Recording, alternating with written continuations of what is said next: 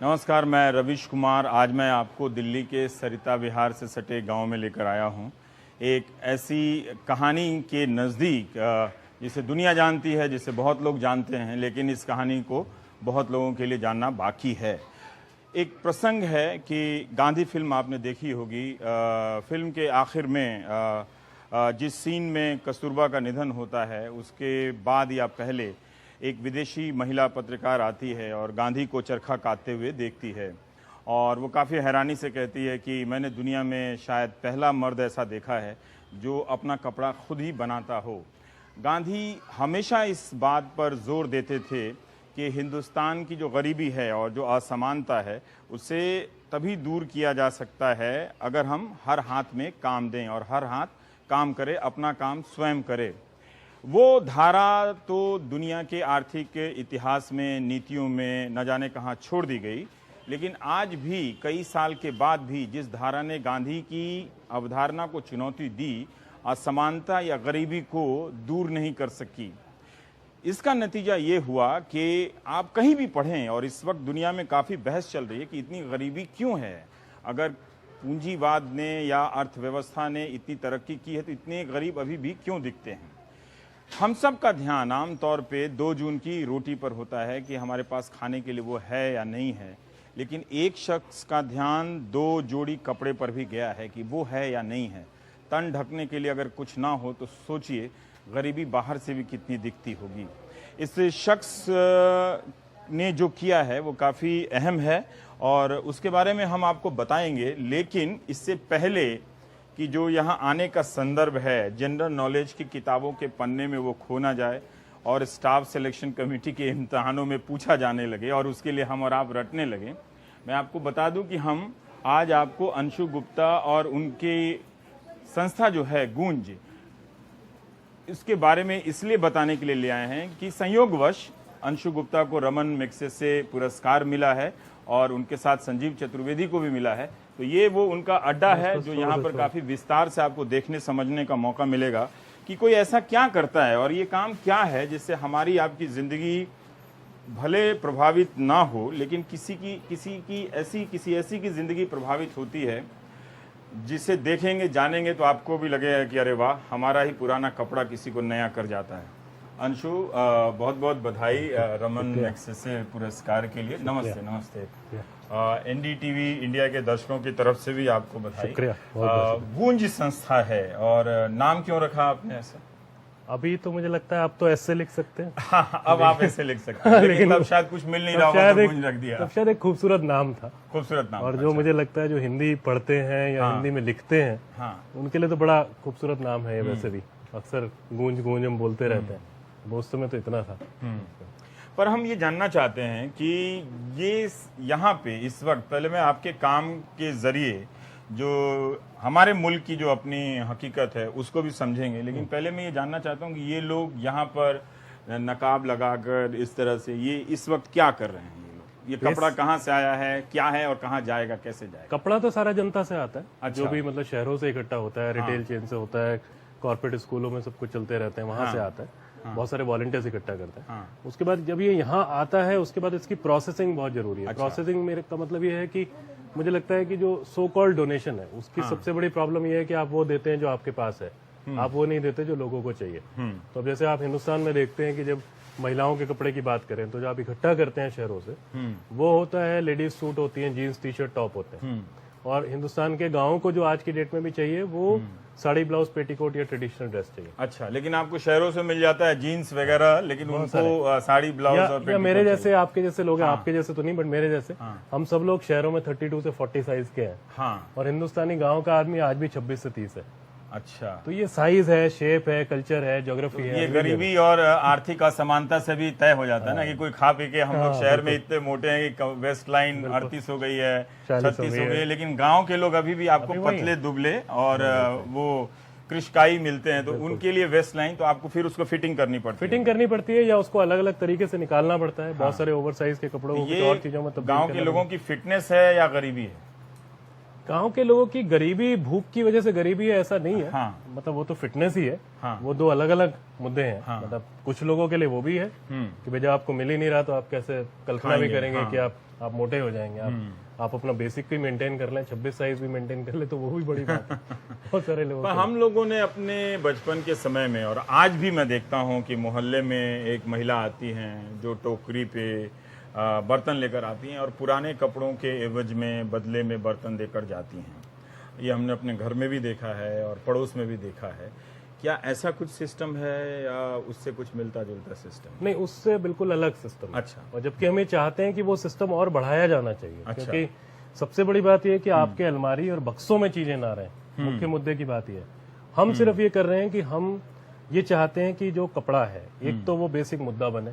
क्योंकि जब आप तीन मुद्दे जब आप मतलब जिंदगी की तीन जरूरत कहते तो कहते हैं कपड़ा और रोटी, मकान। हाँ। लेकिन जब आप विकास के मुद्दे देखते हैं, पॉलिसीज बनती हैं, मिलेनियम डेवलपमेंट गोल होते हैं, प्लानिंग कमीशन कुछ करता है, तो उसमें आप 100-150 इशू पे बात कर सकते हैं, शायद डोमेस्टिक वायलेंस, ग्लोबल वार्मिंग तो कुछ भी करें जी। लेकिन आप कपड़े को मुद्दा ही नहीं मानते। आपको कभी भी वो सब्जेक्ट की लिस्ट में ही नहीं होगा वो। क्यों आप ऐसा कहते हैं? और जब आप कपड़े को मुद्दा बनाकर लाते हैं तो एक सामान्य दर्शक जो इस वक्त टीवी देख रहे होंगे वो ये जानना चाहेंगे कि क्या क्या रहे हैं आप अगर आप कपड़े को मुद्दा बना रहे हैं? मैं ये कह रहा हूँ कि आपको किसी डिजास्टर की क्यों जरूरत है, किसी गांव को हाँ बाढ़ की क्यों जरूरत है, तब उसके बाद उसमें कपड़ों की बाढ़ आती है। हम सब दान देने लगते हैं कि हाँ मतलब मदद देने लगते हैं कि वहाँ जैसे कपड़ा डिजास्टर होता है आप कपड़ा भेजना शुरू करते हैं। हाँ। हम कहते हैं डिजास्टर वाले लोगों को तो कपड़े की ज्यादा जरूरत ही नहीं है।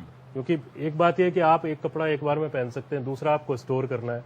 डिजास्टर जो आपसे सबसे पहले छीनता है वो आपकी स्टोरेज की कैपेसिटी छीनता है, स्टोरेज की जगह छीनता है। तो वो तो आपके ऊपर बर्डन है। सेटल होने लगे तब बात है। ये हमने कभी नहीं सोचा कि कोई अगर जिसका घर बार उजड़ गया हो और उसको 100 कपड़े से लाद दे तो वो कहाँ क्या करेगा, बर्बाद होंगे। तभी वो सड़कों पे मिलते हैं ना। जो जब आप ये कहते हैं बहुत सारे लोग कि वॉलंटरी सेक्टर काम नहीं कर रहा है, एडमिनिस्ट्रेशन काम नहीं कर रहा है क्योंकि सड़कों पे कपड़े छितरे पड़े हैं, उसकी वजह बहुत है। उसकी एक वजह यह है कि जो उनको नहीं चाहिए वो आपने भेज दिया। अब आपको सुनामी आई, आपको लगा डिजास्टर आ गया और आपने दिल्ली से उठा के कंबल और स्वेटर भेज दिए। ये हमने देखा था अंडमान में, पोर्ट ब्लेयर में बहुत सारे कपड़े स्टेडियम में पड़े हुए हैं। तब हमें लगता था कि प्रशासन नकारा है, वो बांट नहीं रहा है लोगों को। लेकिन आप गलत है, वो गलत बात, वो 100% गलत है। मुझे बताइए ना आप, एक तो सबसे बड़ी बात ये देखिए, डिजास्टर में वो खोता है जिसके पास होता है, तो मेरे और आपके जैसे लोग खोते हैं। अब मैं कैसे सेकंड हैंड कपड़ा किसी का एकदम से पहन लूंगा? नहीं पहनूंगा, ठीक है। उसके बाद वो मेरे आदत का ही नहीं है। मैं सूट पहनता हूँ, वो साड़ी भेजते हैं। और यदि आप ये तर्क देते हैं कि डिजास्टर में उनको कुछ भी करना चाहिए क्योंकि गुर्बत में है, तो फिर वो रशिया की उस क्वीन को गाली मत दीजिए या उसको मत बोलिए जिसने ये कहा था कि ब्रेड नहीं है तो केक खा लीजिए। ये वही वाला मुद्दा है। जब हम पे पड़ती है तो हम उसके बारे में बात नहीं करते। मतलब ये है कि आप पुराना कपड़ा देते हैं तो एक सांस्कृतिक रूप से और उसके आदत के हिसाब से भी उसको जचता नहीं होगा, उसके स्वाभिमान को बहुत बड़ा ठेस पहुंचती होगी कि इतना सब कुछ लुट गया है और एक पुराना कपड़ा। और सबसे बड़ी बात है कि यदि वो लेना भी चाहे तो स्टोर करने की जगह नहीं है। तो हम ये कह रहे हैं कि आप आज तक जब भी कपड़े की विश्व में बात हुई है तो या तो डिजास्टर रिलीफ मटेरियल की तरह बात हुई है या चैरिटी की तरह बात तो हुई क्या आप ये कह रहे हैं कि ये सब परिस्थितियां ना हो, बाढ़ ना हो, तो तूफान ना हो या भूकंप ना हो, उसके बाद भी या उससे पहले भी ये कपड़ों का वितरण करते रहना चाहिए समाज में? कपड़े की बात नहीं, आप ये समझिए कि जब आधे विश्व को डिजास्टर की जरूरत नहीं है, पावर्टी अपने आप में एक डिजास्टर है, तो आप अर्थक्वेक और फ्लड की बात करते क्यों हैं? उसकी वेट क्यों करते हैं लोगों को किसी भी तरह का सामान मुहैया कराने के लिए? तो ये बस यही हमारी सोच थी कि ये कंटिन्यूस प्रोसेस होना चाहिए। दूसरी बात है कि हम चैरिटी नहीं करेंगे, हम मुफ्त में नहीं बांटेंगे। आप ये मुफ्त में नहीं बांटते? नहीं, हम मुफ्त में नहीं बांटते, किसी को भी मुफ्त में नहीं। यदि मजबूरी होगी तो बात अलग है, बट हमने उसका दूसरा तरीका निकाला। हमने कहा कि क्योंकि देखिए हिंदुस्तान के गांव की यदि मैं बात करता हूँ तो वहां के लोगों का जो सबसे बड़ी ताकत है वो उनका आत्मसम्मान है, स्वाभिमान है। आपको भिखारी गाँव में नहीं मिलते, भिखारी शहर में दिखते हैं। तो इसीलिए हमने कहा कि ठीक है, आपके पास पैसा नहीं है देने के लिए, पैसा एक चीज है जो जिसकी दिक्कत है, तो इसीलिए हम एक क्लॉथ फॉर वर्क के नाम से चलाते हैं। बहुत बड़ा इनिशिएटिव है जिसमें सभी लोग मिलके वहां के गांव के विकास के काम करते हैं और बदले में कपड़े कमाते हैं। अच्छा, जैसे मनरेगा में होता है कि पहले आप तालाब खोदिए तो बदले में मजदूरी मिलेगी, तो आप काम देते हैं उनको, ये काम कीजिए, और वो काम आप तय करते हैं या पंचायत को कहते हैं कि तो आप करा लीजिए, हम ये दे देंगे? पंचायत को भी हम इसमें इतना इन्वॉल्व नहीं करते, हम गांव के लोगों को इन्वॉल्व करते हैं। अच्छा। तो ऐसा नहीं है क्योंकि जैसे हम यहाँ पे बैठ के तय कर दें कि हर गांव में सड़क बनेगी, उस गांव की प्रायोरिटी सड़क नहीं है, उसके लिए शायद एक तालाब का साफ होना जरूरी है। तो ऐसे 50 काम हैं जो गांव के लोग खुद बीड़ा उठाते हैं। एक बात बताइए कि ये जो आपने लगा रखा है, ये आपने कहा कि ये अलग अलग इस दिल्ली शहर के लोगों ने ये कपड़े दिए होंगे, आपके जो सेंटर हैं, कलेक्शन सेंटर जो आपके वेबसाइट से पता चलता है वो लाते। तो ये ऊपर इस तरह का सैंपल आपने क्यों बनाया हुआ है, और यहाँ पे अभी ये लोग किस हिसाब से इन कपड़ों की छटाई कर रही ये हैं? बिल्कुल उसी हिसाब से कर रहे हैं। तो मतलब जैसे वो यदि आप ऊपर सैंपल देखते हैं हाँ। तो उसमें सिर्फ ये बताने की कोशिश की गई है कि क्या खराब है और क्या सही है। अच्छा, तो जो खराब है उसमें छांट देंगे, जो फटा हुआ जो है। हटेगा, हाँ, जो फटेगा, जो ओवर साइज है, जिसमें इलास्टिक नहीं है, चेन नहीं है, हाँ। वो सब हट जाएगा। बिकॉज क्योंकि जो भी जाएगा पूरी डिग्निटी के साथ, तो सही वाला जाएगा। अच्छा, और बाकी जो सामान है हाँ, उसको डिफरेंट प्रोडक्ट्स में तब्दील उसमें किया आप जाएगा। वो बदलते। तो ये यहाँ पे इस तरह कहीं कमीज आपने लगा दी, कहीं चुन्नी, कहीं साड़ी, और हाफ पैंट, शर्ट, चिल्ड्रन, बच्चों के लिए एज के हिसाब एज से। के हिसाब से। तो उस गांव में जब जाता है तो आप कपड़ा पहले भेज देते हैं या जरूरत के हिसाब से, नाप के हिसाब से भेजते हैं आप? नहीं, फैमिली की किट जाती है। फैमिली की किट जाती है। और उसमें भी अभी ये होता है कि खाली कपड़ा नहीं है, कपड़ा सिर्फ एक पार्ट है इसका। कपड़े के अलावा बहुत सारा सामान है जो जाता एक है। मैं जो यहाँ देख रहा हूँ कि शादी के कपड़े, जैसे ये काफी कुछ अच्छा और बड़ा भारी, कौन पहनता है भाई इतना भारी? शादी में ही पहनते हैं, ये ये रोजमर्रा का तो नहीं। आदमी के वजन से ज्यादा लहंगे का वजन है। शादियों में तो होता है ऐसा ना। तो ये क्या है, मतलब ये सिस्टम क्या है? टोपी भी लोगों ने दे रखी है। हाँ, हम लोग बहुत सारी शादियां सपोर्ट कर रहे हैं। आप अभी उसमें देखेंगे किट अच्छा, वाले शादियां से बहुत सपोर्ट कर रहे हैं, बहुत अच्छा, सारी। जैसे? क्या, जैसे जो भी शादियों का सामान निकल रहा है, हाँ, तो उसकी एक बाकायदा एक मैन के लिए अलग, विमेन के लिए अलग एक शादी की किट बनाई जाती है। क्योंकि आप उस समय में इतने कर्जे में डूबते हैं, तो ना सिर्फ एक खूबसूरत आपके लहंगा या शेरवानी जो भी होता है वो मिलता है, उसके अलावा बहुत सारा नया सामान जाता है उसमें। ये इस तरह के कट पीसेस जाते हैं जो नॉर्मली शादियों में आपस तो में ये दिए जाते हैं। ये वो हैं कि जिनकी शादी हो गई है और 10-12 साल के बाद उन्होंने दे दिया, तो महंगाई होगा। बिल्कुल तो वही है। इसको आपने अच्छे से ड्राई क्लीन करा के नया करके उनको दे देते हैं, जो भी जिससे उनका ड्राई खर्चा क्लीन तो नहीं, बट जो साफ होके, पर वैसे भी अंशु शादी तो की ड्रेस एक तरह से क्या ये एक शहर की संस्कृति या किसी एक अमीर आदमी की संस्कृति, उस पर भी तो एक तरह से थोपनी जैसी होगी कि उसको ट्रांसफर कर दिया? नहीं, ऐसा कुछ नहीं है। देखिए, आप वाकई आज बहुत ये भारी देखिए, है। आप आज ये देखिए कि आज भी जो गांव की शादियां हो रही हैं बहुत बड़े लेवल पे, हाँ। हमारे बिना थोपे भी लोग उसमें कर रहे हैं सूट और टाई पहन के ही कर रहे हैं। भले ही वो 1,500 रुपए वाला हो, भले ही वो लोकल मार्केट से आता है।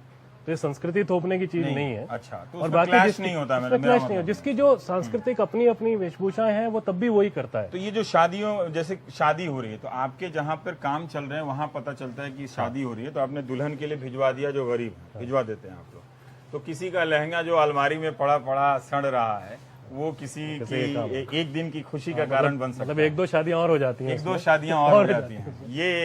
ये कमाल का आइडिया। ये सब ये आपने करते करते सीखा या ये सब करने से पहले आपको एहसास हुआ था? करने से पहले तो कुछ भी एहसास नहीं था। कुछ भी हमारे एहसास तो नहीं भाई, मैं तो एक इंजीनियर्स के फैमिली से आता हूँ, हाँ, तो ये सब चीजें तो अपने हाथ में ही नहीं थी। और सबसे बड़ी बात है कि जब इतनी बड़ी टीम जुटती है और सबको सोचने की आजादी होती है, तो बहुत सारे आइडिया बहुत सारे लोगों के दिमाग से निकलते हैं। मतलब सोचिए, ये तो आपने लहंगा देखा बना हुआ, हाँ, ये जो माता की चुन्नियां होती हैं, हाँ, हाँ, है ना, वो अल्टीमेटली कुछ दिन मंदिर में रहती हैं, घरों में रहती हैं, उसके बाद नदी में जाती है, नदी को पॉल्यूट करती है। हमारे यहाँ आप देखेंगे उन चुन्नियों को हम इन लहंगों में कन्वर्ट करते हैं। अच्छा, उन चुन्नियों से आप लहंगा बनाते तो हैं? बड़े खूबसूरत लहंगे। इसका मतलब आपके पास काफी सपोर्ट सिस्टम हो। कितने लोग काम करते हैं गूंज में? गूंज में इस समय लगभग 300 लोग हैं। 300 लोग काम करते 11 ऑफिस हैं और 300 लोग हैं। हैं। तो इनमें ये कारीगर लोग भी हैं। जैसे आपने छतरपुर, दिल्ली के छतरपुर मंदिर में बहुत सारे चुन्नियों को चुन्नियां चढ़ाई जाती। मैं यहाँ देख भी रहा था, इस तरह की चुन्नियां ये जो सब हैं, आती हैं, हाँ। है ना। तो आप इन नदियों में फेंकने के बजाय इसको ले आके इससे लहंगा बना देते इससे लहंगा बना देंगे। हैं।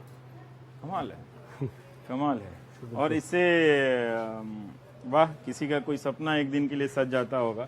तो ये एक स्कूल यूनिफॉर्म भी मैं वहां पर देख रहा हूँ। हाँ, तो जो भी स्कूल से जुड़ा हुआ सामान है वो स्कूल में जाता है। तो अभी ये लोग उस हिसाब से छटाई कर रहे हैं। जो खराब है उसको निकाल के, जो अच्छा है उसको फिर गरम और इलाके के हिसाब से सारा कुछ हो जाता होगा। आइए जरा इधर आते हैं कि ये सब क्या है यहाँ? ये देखिए, अब आप आइए, देखिए जो आप हाँ। शादी की बात कर रहे थे। हाँ, तो मैं जूते में हूँ, पर कोई हाँ बात भाई, नहीं। नहीं, आज चलेगा। ये पूरा देखिए, पूरा शादी का सामान है। ये तो ये महिला की किट हो गई। तो ये आपने खरीद के या नहीं ऐसे नहीं नहीं, हाँ, इस पूरे सेक्शन में, पूरे गूंज में हाँ। खरीदना तो शब्द ही इस्तेमाल नहीं होता। अच्छा वो मना है। वो मना है। तो ये किसी ने आपको दे दिया? हाँ, ये मतलब, कहीं से आ गया, ये सारा देखिए ना, ये कितना खूबसूरत ये सब आ गया।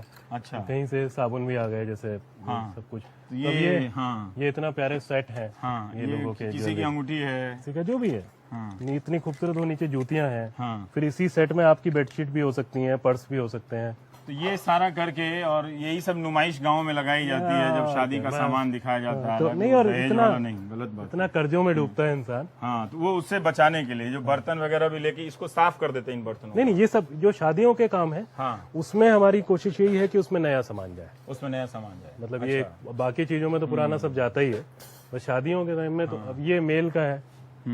इसमें वही जो मैं आपके कह रहा था कि जैसे कट पीसेस अब आ गए पुराने, देने लेने के काम आ जाता होगा। तो फिर तो आपकी समाज की अच्छी खासी समझ होगी, आपने वो बनाई होगी। ये देखिए, बाप रे बाप, तो ये इतने भारी भारी कपड़े जो हैं, तो रजाई पहन के ही क्यों नहीं चलते हैं लोग ऐसे? ये तो आप शहर वालों से पूछिए।